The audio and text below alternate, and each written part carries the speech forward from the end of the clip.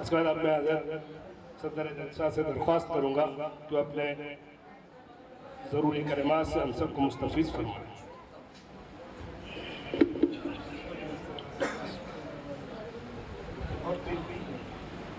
الحمد لله رب العالمين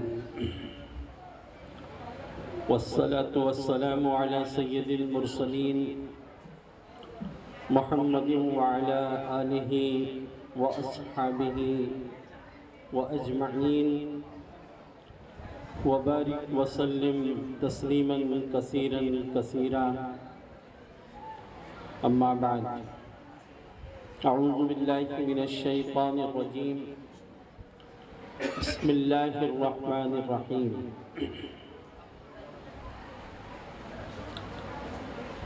اقرأ باسم ربك الذي خلق خلق الإنسان من علق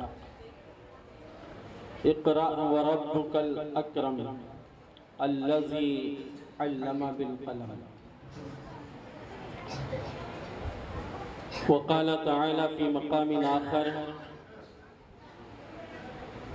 هل يستوي الذين يعلمون والذين لا يعلمون وقال النبي صلى الله عليه وسلم خيركم من تعلم القرآن وعلمه أو كما قال عليه الصلاة والسلام۔ قابل احترام علماء کرام اور سامعین عظام،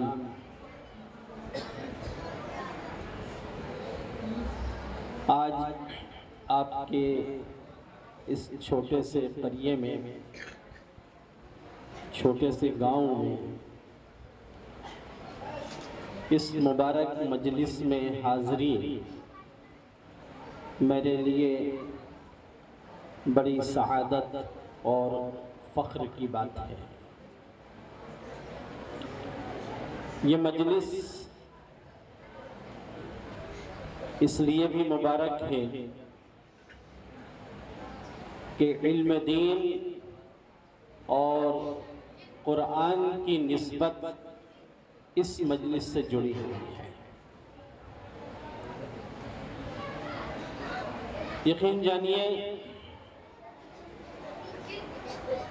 ان معصوم سے بچوں اور بچیوں نے جس انداز میں مختلف عناوین پر آپ کے سامنے دین کو جس انداز میں پیش کیا، اس سے طبیعت بالکل گدگد ہو گئی ماشاءاللہ۔ میں سوچ بھی نہیں سکتا تھا کہ اتنے انٹیریئر گاؤں کے اندر ایسے موتی بھی یہاں پر موجود ہوں گے۔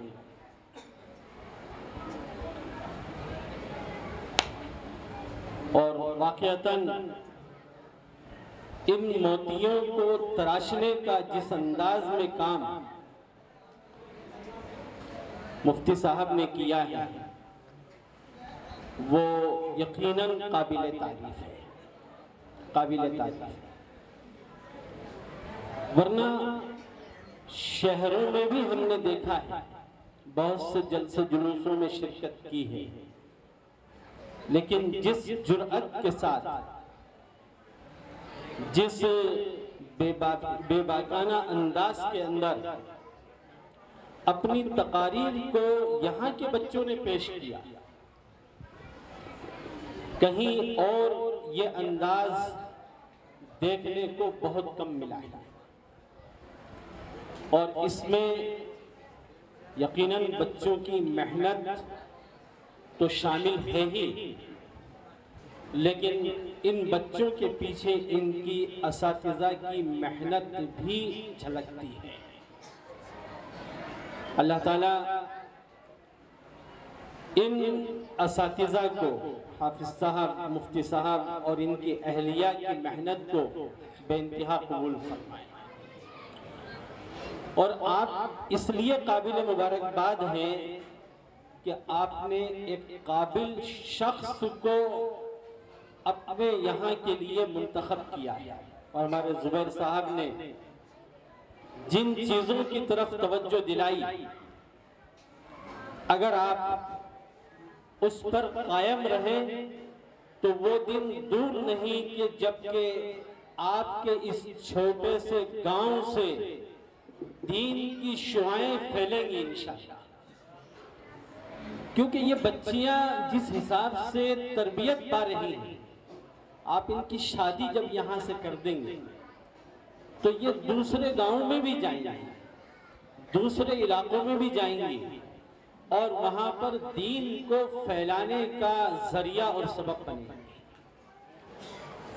اور یہی نہیں بلکہ ان بچیوں کی گود میں جو نسلیں تربیت پائیں گی، وہ نسلیں بھی انشاءاللہ دین کو پھیلانے کا سبب بنے گی، اور ان سب کا صحرا جو بندے گا وہ آپ کے سر بھی بندے گا اور ان دونوں اساتذہ کے سر بھی بندے گا۔ اللہ تعالیٰ آپ کی محنت اور لگن کو بھی قبول فرمائے اور ان کی محنتوں کو بھی قبول فرمائے۔ یقیناً آج اس چھوٹی سی مجلس میں ان بچوں نے تقریباً پورے دین کو پیش کر دیا، الگ الگ عنوان پر دین کی جو باتیں آئی ہیں، اور آپ نے اس کو پوری توجہ کے ساتھ سنا بھی۔ یقیناً آپ میں سے بہت سے لوگ ایسے ہوں گے جن کے بچوں نے یہاں تقریریں کی ہوں گی، دین کو پیش کیا ہوگا، تو وہ ماں باپ بھی قابل مبارکباد ہیں۔ اب ان ماں باپ کی ذمہ داری یہ ہے کہ جو پروگرام تعلیم کا آپ کے مفتی صاحب نے شروع کیا ہے، اس کا ایک اختتام بھی ہوگا، ایک منزل بھی ہوگی، ایک خاکہ ہوگا ذہن کے اندر، مفتی صاحب کے دل و دماغ میں۔ اس خاکے کو عملی جامہ پہنانے کا عزم آپ لوگ کریں، محنت یہ کریں گے، لیکن اس محنت کو، اس خاکے کے اندر محنت کا رنگ بھرنے کا کام آپ کو کرنا ہے۔ تو یقیناً انشاءاللہ یہاں سے درگا کھیڑی سے دین کا ایک بڑا کام ہوگا، انشاءاللہ بڑا کام ہوگا۔ اللہ تعالیٰ حافظ صاحب کی اور ان کی اہلیہ کی محنت کو بھی قبول فرمائے اور آپ کی محنتوں کو بھی قبول فرمائے۔ دیکھیے، جس نہج پر یہاں کام ہو رہا ہے، جس تعلیم پر یہاں پر محنت ہو رہی ہے، وہ اس وقت کے حالات میں بے انتہا ضروری ہے۔ ہمارے محترم مولانا مفتی شفیق صاحب نے جس چیز کی طرف توجہ دلائی وہ بہت اہم اور ضروری ہے، اس وقت بہت اہم اور ضروری ہے۔ آج ارتداد کا دور چل رہا ہے، آج کوششیں اور محنتیں اس بات پر ہو رہی ہیں کہ دل و دماغ سے دین اسلام کی روح کو نکال دیا جائے اور دین اسلام کی روشنی سے واپس پھیر کر شرک کے اندھیروں میں دھکیل دیا جائے۔ اس بات کی کوشش ہو رہی ہے۔ سوشل میڈیا کا دور ہے، مجھے اس کی تفصیل بتانے کی ضرورت نہیں۔ آئے دن آپ موبائل چلاتے ہیں، واٹس ایپ چلاتے ہیں، فیس بک چلاتے ہیں، اس پر جو پوسٹیں آتی ہیں ان پوسٹوں کو دیکھ کر کے آپ اچھی طرح سے اس بات کو سمجھتے ہیں کہ آج ملکی پیمانے پر کس بات کی محنت ہو رہی ہے اور کس بات کی جدوجہد ہو رہی ہے۔ ایسے ماحول میں اپنے دین کو، اپنے ایمان کو بچانے کی کوشش کرنا امت کے ہر ایک فرد کا فرض ہے، ہر ایک فرد کا فرض ہے، اور خاص طور پر اپنی نسلوں کے ایمان کی حفاظت کی فکر کرنا بہت ضروری ہے۔ دیکھو، آپ کی ہماری زندگی تو ایک ایسے ماحول سے گزری ہے جو اتنا زیادہ ارتداد اور الحاد کی کوششوں کے رنگ میں رنگا ہوا نہیں تھا۔ جتنا آج ارتداد اور الحاد کی کوششیں ہو رہی ہیں۔ اگر ان نسلوں کو اس سے بچایا نہیں گیا تو یاد رکھیے کل قیامت کے دن آپ کی ہماری پکڑ ہوگی، ہم تو چلے جائیں گے یہاں سے، لیکن ہماری غفلت کے نتیجے میں ہمارے یہ بچے اگر اس کا شکار ہو گئے تو کل قیامت کے دن ہم بھی جوابدار ہیں، کیونکہ ہم نے غفلت میں اپنی پوری زندگی گزار دی ہوگی۔ آج ہم دیکھتے ہیں کہ ہم اس بات کی فکر تو بہت کرتے ہیں کہ ہمارے بچے دنیاوی تعلیم کے اندر ترقی کی اعلیٰ منازل دے کر ڈاکٹر بن جائیں، انجینئر بن جائیں، وکیل بن جائیں، جج بن جائیں، IAS IPS آفیسر بن جائیں، اس بات کی تو فکر کرتے ہیں، یقیناً کرنا بھی چاہیے۔ دنیا میں ترقی کے لیے یہ راستے بھی اپنانا ضروری ہے۔ آپ اپنے بچوں کو دنیاوی تعلیم میں بھی ڈالیں، لیکن اس طرف سے غافل مت رہیے کہ جو عصری تعلیم کے ادارے ہیں وہ آج کس رنگ کے اندر رنگے ہوئے، وہ پورے طریقے سے زعفرانی رنگ کے اندر رنگ گئے، وہاں سوچ زعفرانی ہے، وہاں سوچ جو ہے ملحدانہ اور ارتداد والی ہے، مشرکانہ ہے، اور وہاں جو تربیت ہوتی ہے وہ اسی انداز کی ہوتی ہے۔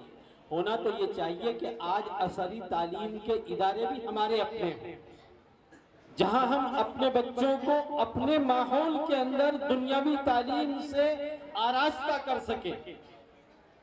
آج آپ جانتے ہیں آپ اپنے بچوں کو بھیجتے ہیں عصری تعلیم گاہوں میں بھیجتے ہیں، وہ عصری تعلیم گاہوں کے ذمہ دار کون لوگ؟ چاہے وہ پرائیویٹ ادارے ہیں، چاہے وہ سرکاری ادارے ہیں۔ اگر وہ سرکاری ادارے ہیں تو اوپر کی سوچ کیا ہے جو ان اداروں کو چلا رہی ہے؟ اگر وہ پرائیویٹ ادارے ہیں تو ان پرائیویٹ اداروں کی جو انتظامیہ ہیں ان کی سوچ کیا ہے؟ یہ آپ سب جانتے ہیں۔ اس کی تفصیل اور اس کی وضاحت اس کھلی فضا کے اندر، یہ آواز پورے قریے کے اندر گونج رہی ہے، یہاں اس کی تفصیل کرنے کی ضرورت نہیں۔ آپ سب سمجھتے ہیں کہ کس رخ پر آج ملک کو لے جایا جا رہا ہے۔ گورنمنٹ، حکومتی ادارے یا خود حکومت وہ تو سب کی ہے، لیکن وہاں بھی جو سوچ و فکر وہاں جو حاوی ہے اور جس طرح کا تعلیمی نظام مرتب کیا جا رہا ہے وہ پورے طریقے سے مشرکانہ تعلیمی نظام کی طرف بڑھتے ہوئے اقدامات کو ظاہر کرتا ہے۔ ابھی جو نئی تعلیمی نظام، تعلیمی پالیسی آئی ہے، اس میں میں اشارتاً یہ بات کہہ دوں کہ وہ مذہبی کتابیں جو آپ کے عقیدے کو متاثر کر لیں گی، آپ کے ایمان کو چھین لیں گی، آپ کے ایمان کو ختم کر دے گی، دلوں سے، آپ کی نسلوں کے دلوں سے نکال لیں گی، وہ مذہبی کتابیں بھی تعلیمی نصاب میں شامل کرنے کے فیصلے کر لیے۔ اب آپ کی مجبوری یہ ہے، آپ کے پاس تعلیمی ادارے نہیں ہیں، عصری تعلیمی ادارے نہیں ہیں، آپ کی مجبوری ہے کہ آپ اچھی تعلیم ہمارے بچے حاصل کریں تو آپ بھیجیں گے وہیں۔ میں نے شروع میں کہا کہ ہونا تو یہ چاہیے کہ ہمارے اپنے تعلیمی ادارے، لیکن ہماری مجبوری ہے کہ ہم اس کو قائم نہیں کر سکتے، تو ان تعلیمی اداروں کے اندر ہی ہمارے اپنے بچوں کو پڑھانا ہماری مجبوری ہے، اور وہاں پر بچے کس انداز میں تربیت پائیں گے یہ بھی ہم جانتے ہیں۔ ہم وہاں نہ بھیجیں تو بھی امت کا ایک بہت بڑا نقصان ہوگا، اور اگر ہم وہاں جس انداز میں تربیت ہوتی ہے اس سے غافل رہیں تو بھی بہت بڑا نقصان ہوگا۔ تو پھر کریں کیا؟ عصری تعلیم دلانا بھی ضروری ہے۔ ہم کریں کیا؟ تو پھر اس کے لیے راستہ ایک ہی رہ جاتا ہے کہ ہم اپنے گاؤں کے اندر، اپنی بستیوں کے اندر، اپنے محلوں کے اندر دینی مکاتب قائم کریں اور اس کو بہترین انداز کے اندر چلائیں، جہاں ہمارے بچوں کو ہم اپنا عقیدہ سکھائیں، ان کے دلوں کے اندر توحید کو بچپن ہی سے راسخ کریں، توحید کا عقیدہ ان کو سمجھائیں، آپ کی دین کی موٹی موٹی بنیادی باتیں ان کو معلومات حاصل ہو، حرام و حلال کی تمیز ان کے اندر پیدا ہو جائے۔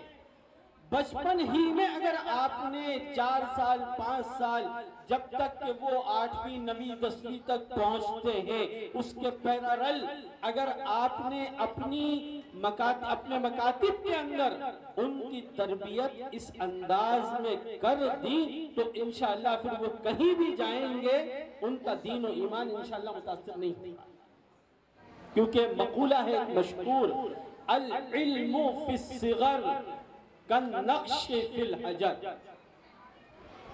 بچپن میں جو کچھ ٹھوس دیا جاتا ہے، جو کچھ سکھا دیا جاتا ہے وہ پتھر کی لکیر کی طرح سے ہوتا ہے، پتھر کی لکیر ہوتا ہے، جس طریقے سے پتھر کا بنا ہوا نقش نہیں مٹتا اسی طریقے سے بچپن میں سکھائی ہوئی باتیں نہیں مٹتی۔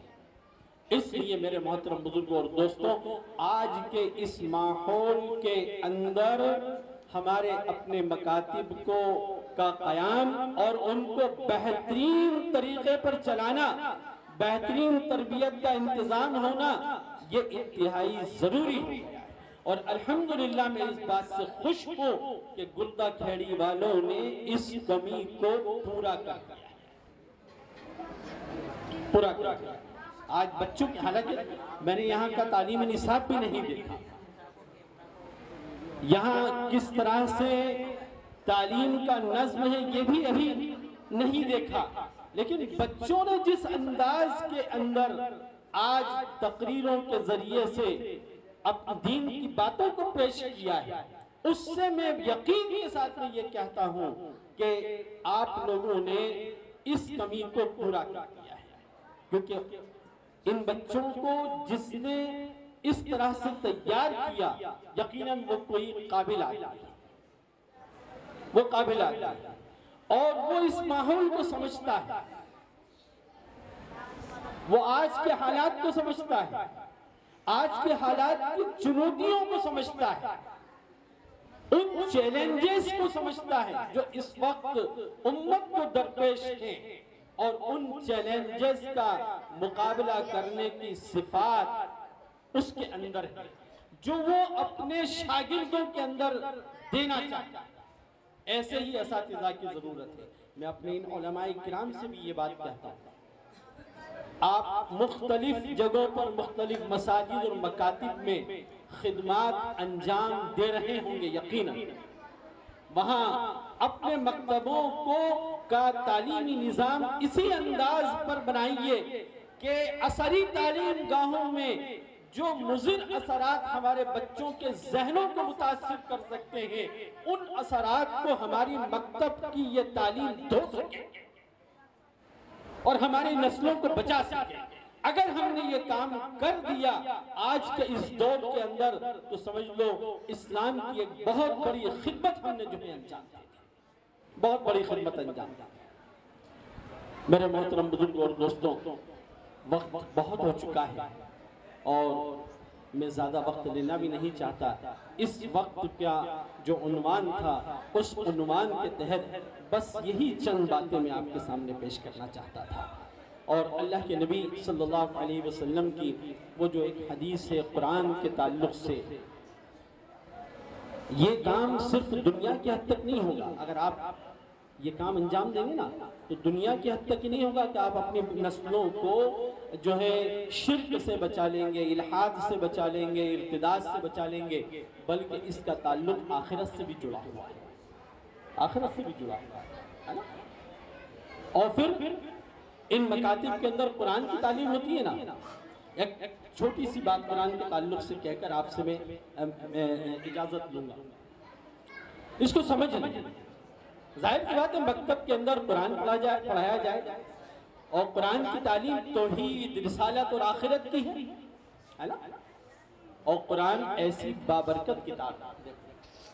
اللہ کے نبی نے یوں ہی نہیں فرمایا کہ تم میں سب سے بہتر وہ ہے جو قرآن سیکھے اور سکھلائے. یوں ہی نہیں فرمایا، بلکہ قرآن اپنے آپ میں ایسی بابرکت کتاب ہے کہ جو اس سے جڑ جاتا ہے وہ بھی معزز ہو جاتا ہے، عزت پا جاتا ہے. مثال کے طور پر یہ کاغذ ہے، یہ کاغذ، اس میں ابھی قرآن کی آیت نہیں لکھی، یہ اڑ جائے کہیں بھی پیروں میں آتا پھرے، اس کی کوئی عزت ہے کیا؟ کوئی عزت نہیں ہے نا. لیکن اسی کاغذ پر قرآن کی ایک آیت آپ لکھ دیں، پھر اس کے ساتھ آپ کا معاملہ کیا ہوگا بھائی؟ کیا آپ کی ایمانی غیرت اس بات کو گوارا کرے گی کہ یہ کہیں زمین پر پڑا رہے؟ اگر پڑا ہوا دیکھیں گے تو آپ اس کاغذ کو اٹھائیں گے، صاف کریں گے اور عزت کے ساتھ کسی اونچے مقام پر اس کو جو ہے رکھیں گے نہیں رکھیں گے؟ کیوں صاحب یہ تبدیلی کس وجہ سے آ گئی؟ یہ تو کاغذ ہے نا، یہ کاغذ ہے، اس کی کوئی حیثیت کوئی عزت نہیں. کب تک؟ جب تک کہ قرآن سے اس کو کوئی جوڑ نہیں تھا، کوئی نسبت نہیں تھی، قرآن سے اس کا کوئی تعلق نہیں تھا تو اس کی کوئی عزت نہیں تھی. لیکن ایک آیت قرآن کی اس کے اوپر لکھ دی، قرآن کے ساتھ یہ منسوب ہو گیا، قرآن کے ساتھ یہ جڑ گیا، اس ایک آیت کی وجہ سے یہ عزت پا گیا. پا گیا نہیں پا گیا؟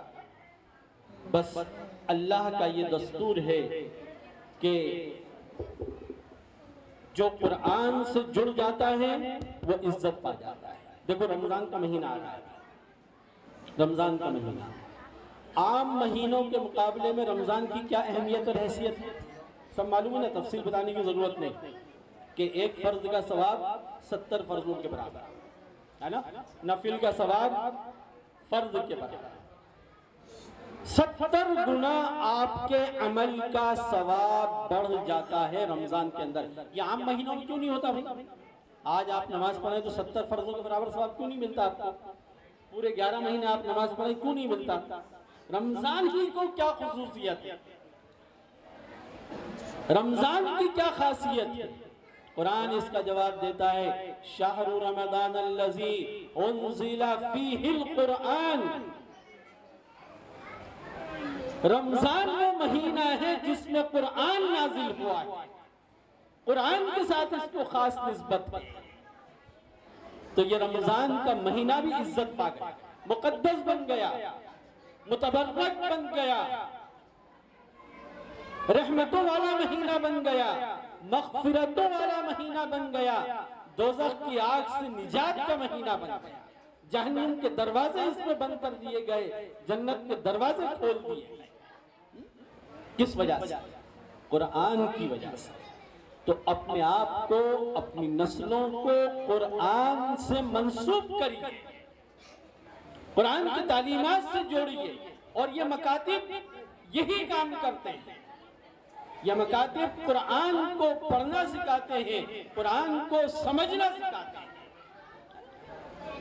اور اس کی وجہ سے آج جو صحابہ کرام رضی اللہ تعالیٰ عنہ اجمعین جب تک قرآن سے دور تھے تو کیا حالت تھی ان کی؟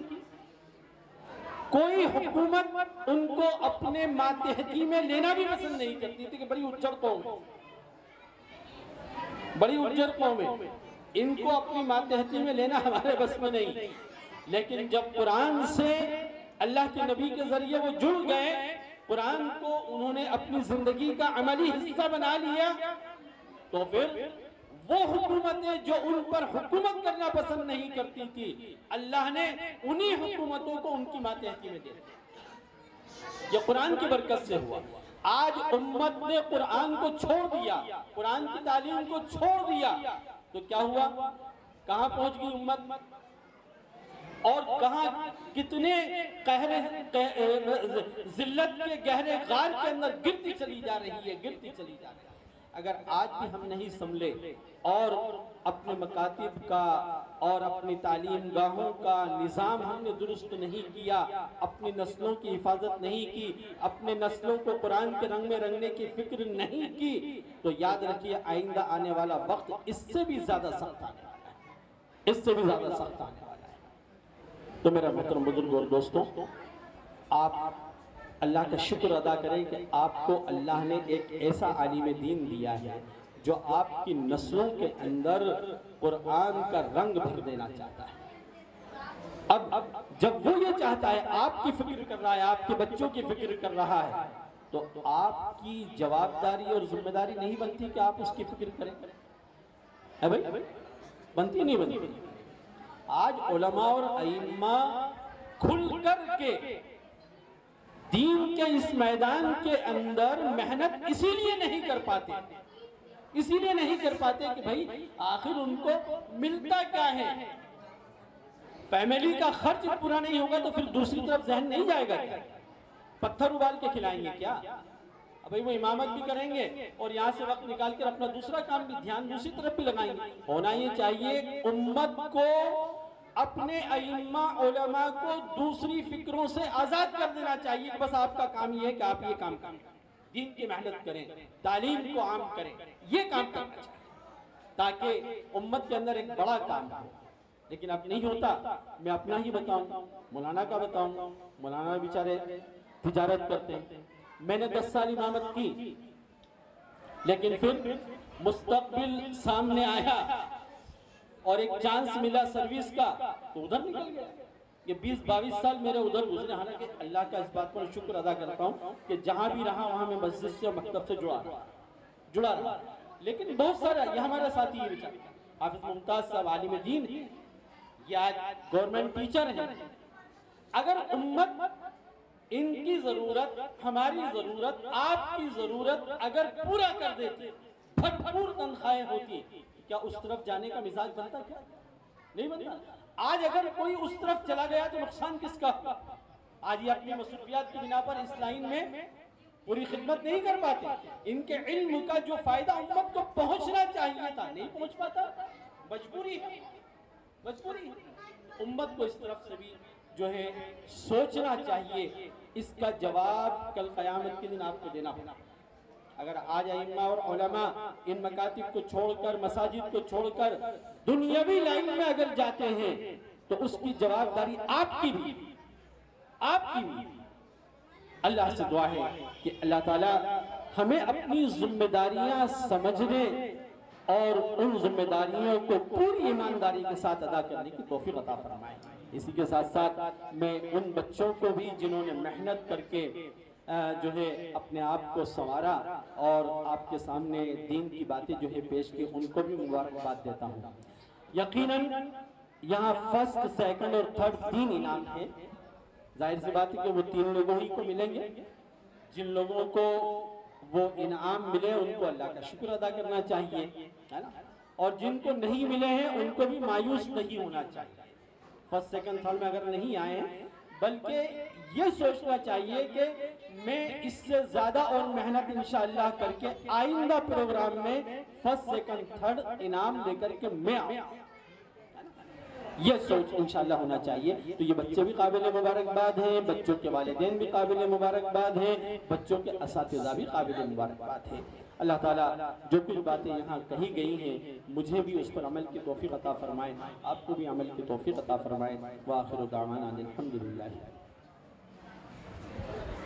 جزاک اللہ خیرا و احسن الجزاء۔